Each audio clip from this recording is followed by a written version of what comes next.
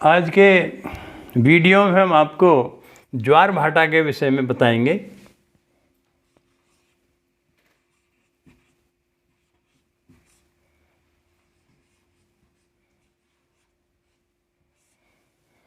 ये जो हमारी पृथ्वी है,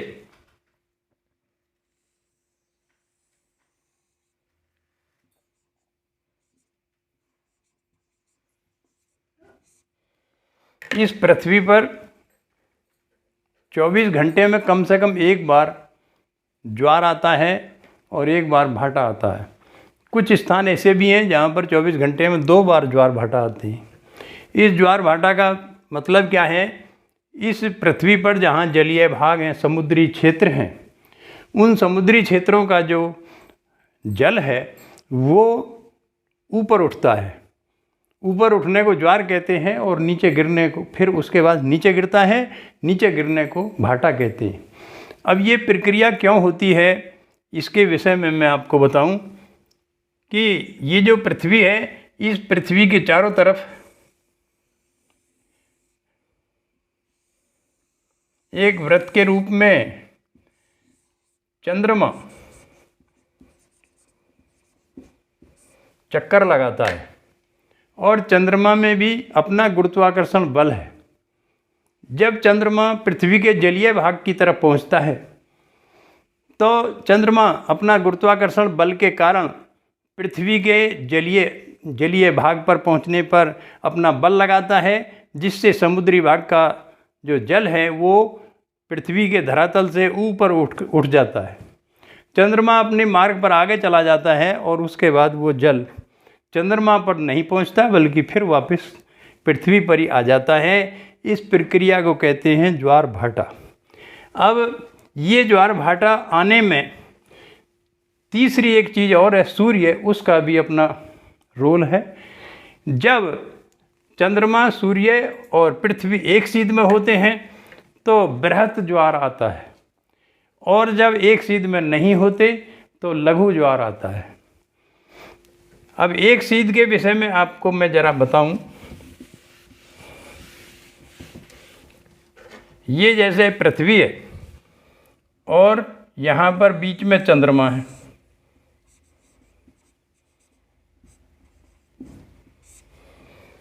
इसी सीध में आगे सूर्य है।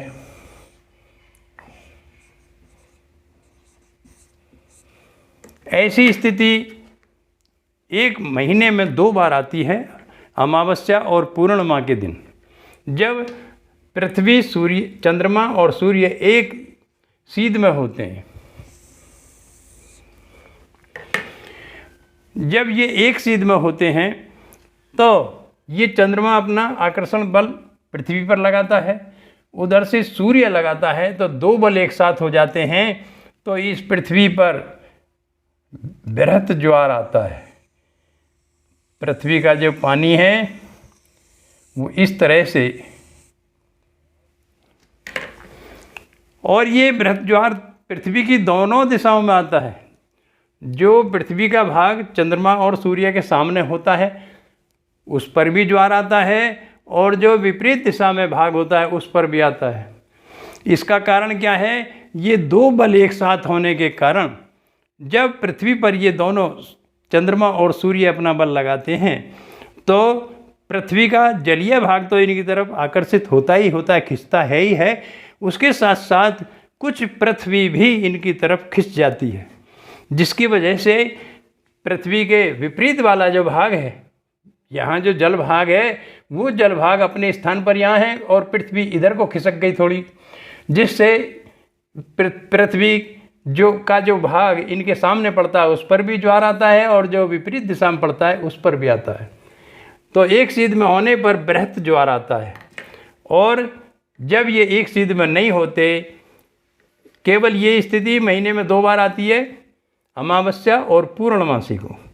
उसके अलावा ये चंद्रमा क्योंकि 28 दिन में पृथ्वी का एक चक्कर लगाता है और पृथ्वी 365 दिन में सूर्य के चारों तरफ घूमती है, तो एक सीध में होने का तो प्रश्न ही नहीं है। जब ये एक सीध में नहीं होते हैं, जैसे मानो चंद्रमा यहाँ पर है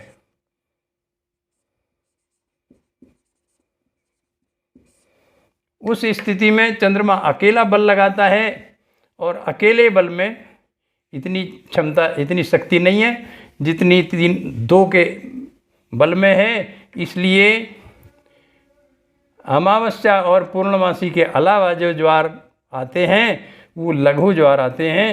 कम मात्रा में जल चंद्रमा की तरफ उठता है।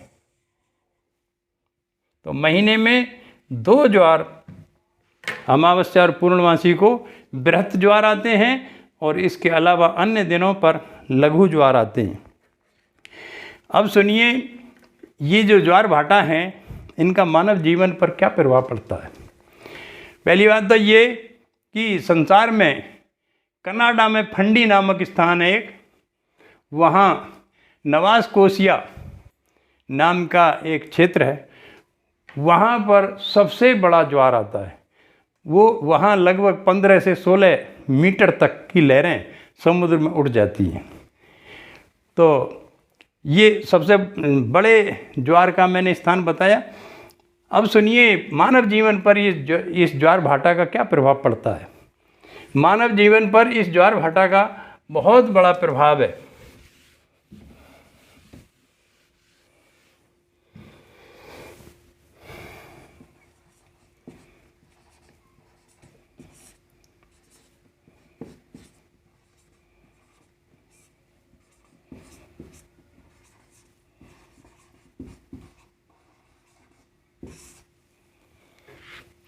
ये जो ज्वार भाटा है, जैसे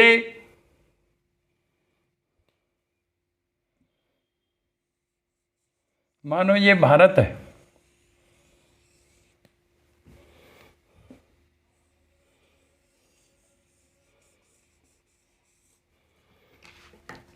तो जब ज्वार आता है तो ज्वार के समय ये समुद्र भाग है, ये स्थल भाग है। तो ज्वार के समय समुद्र का पानी स्थल भाग पर बहुत दूर तक पहुंच जाता है और जब भाटा आता है वो पानी वापस चला जाता है। भारतवर्ष में मुख्य रूप से जो स्थलीय भाग हैं, समुद्र के किनारे वाले भाग हैं, वहाँ के लोगों ने स्थलीय भागों पर बड़े बड़े अपने भूभागों पर खेत बना रखे हैं।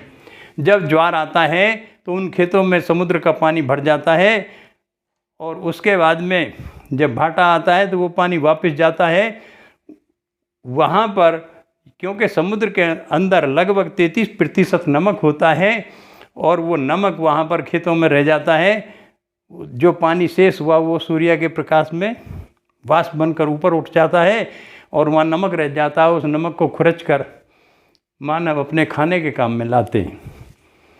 दूसरा फ़ायदा ये है कि जैसे नदियाँ या नाले समुद्र में गिरते हैं, मानो यहाँ पर कोई नाला समुद्र में गिरा,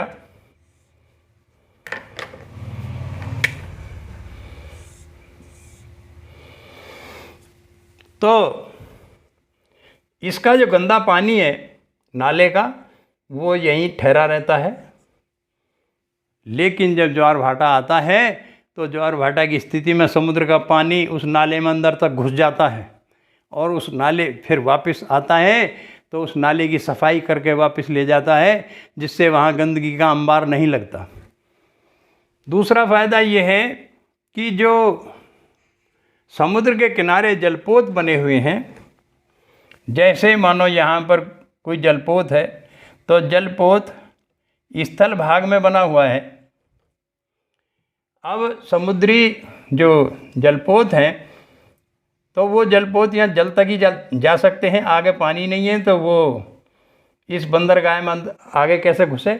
लेकिन जब ज्वार भाटा आता है तो ज्वार भाटा की स्थिति में कई मीटर ऊंचा पानी इस बंदरगाह में घुस जाता है और उसके साथ में ये जहाज़ भी अंदर तक चला जाता है।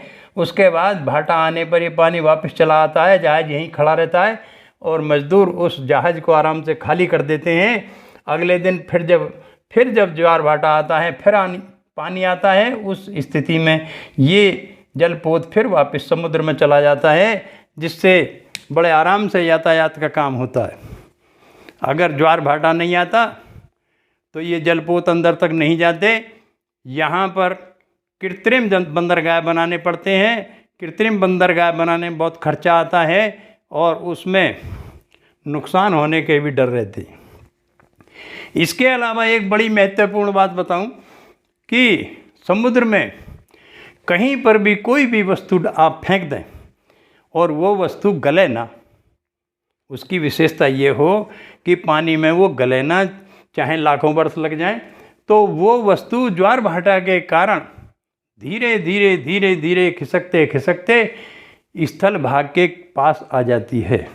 कहीं पर भी आप कोई वस्तु फेंक दें, वो वस्तु, क्योंकि जब ज्वार भाटा आते हैं पानी ऊपर उठता है वे नीचे गिरता है, उस स्थिति में जो हमने समुद्र में कोई वस्तु डाल दी है वो वस्तु अपना स्थान से आगे बढ़ जाती है और धीरे धीरे वो वस्तु किनारे तक आ जाती है।